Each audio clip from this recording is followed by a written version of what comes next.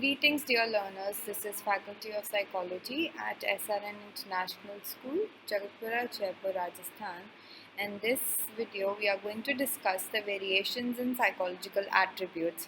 And basically, the most important topic that we are going to discuss here is the assessment methods and how do we assess these various psychological attributes that help us to differentiate between ourselves and others.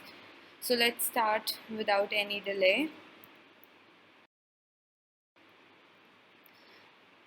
Assessment methods. Now there are five assessment methods that we are going to discuss.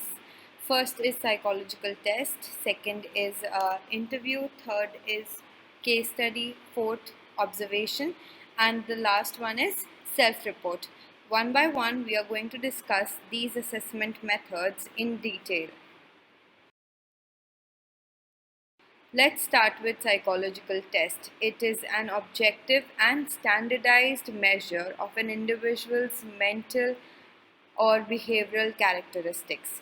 Objective tests have been developed to measure all the dimensions of psychological attributes. These dimensions can be intelligence, aptitudes, values, etc. These tests are widely used for the purpose of clinical diagnosis, guidance, personal selection, placement, and training. Now let's discuss interview. Interview involves seeking information from a person on a one-on-one basis. So if we are sitting in front of an interviewer and they are asking questions to you on a one-on-one basis, that process or that method is known as interview. Now this follows a basic question and answer format. Interviewing is more formal than most other conversations because it has a preset purpose and uses a focused structure. Counselor interacts with a client, a salesperson makes a door-to-door survey regarding the usefulness of a particular product, employment interview, etc. The assessment interview is at once the most basic and the most surveyable technique used by the clinical psychologist. Its wide range of application and adaptability make it a major instrument for clinical decision making and understanding and prediction. Now we have the art of interviewing. Except in the most structured formal interviews, there is a degree of freedom to exercise one's skill and resourcefulness that is generally absent from other assessment procedures. Decisions as to when to probe and when to be silent or when to be indirect or subtle test the skill of the interviewer.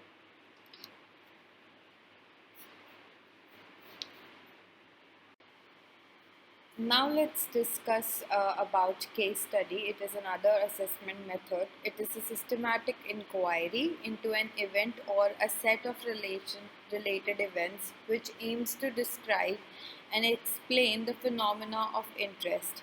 It refers to the collection and presentation of detailed information about a particular participant or small group, frequently including the accounts of subjects themselves. It is an in-depth study of a particular situation rather than sweeping a statistical survey.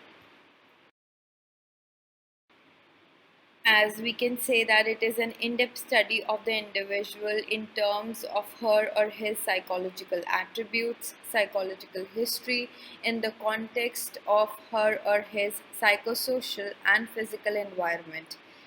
It is also used by clinical psychologists, and case studies are based on data generated by different methods.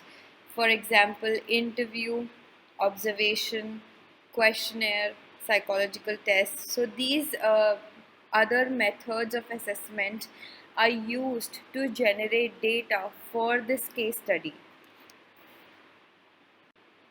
We have raised a nice question here, and this is one of the most important questions regarding case study. So the question is, when is a case study appropriate? According to Yin 2003, A case study can be considered when the focus of the study is to answer how and why questions. Second, you cannot manipulate the behavior of those involved in the study.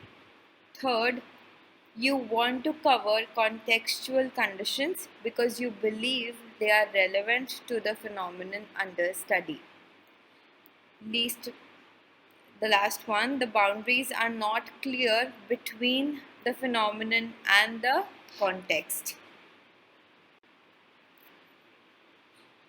Now, another question that we have raised here is why use a case study? So, now we are learning about assessment methods. We have covered various assessment methods, and among them, one was case study. So, why should we use case study? Because case studies are a great way to improve learning experience because they get the learner involved and encourage immediate use of newly acquired skills. They differ from lectures or assigned readings because they require participation and deliberate application of broad range of skills. Case studies help researchers make the difference between knowing what to do and knowing how, when, and why to do it. Then we have observation. It involves employing systematic, organized, and objective procedures to record behavioral phenomena occurring naturally. Certain phenomena, such as mother child interactions, can be easily studied through observation.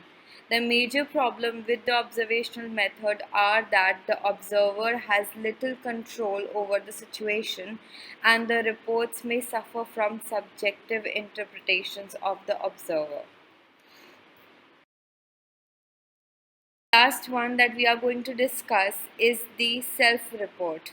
Now, this is a method in which a person provides factual information about herself or himself or her or about their opinions and beliefs, etc.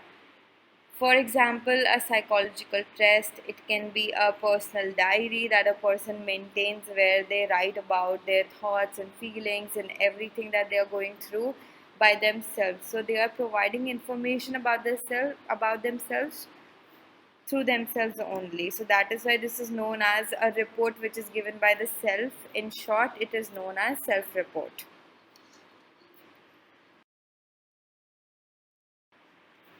I hope you have understood everything that I've explained here in this video. Thank you so much for watching, everybody. Please subscribe the channel, like the video, and put a comment. Thank you.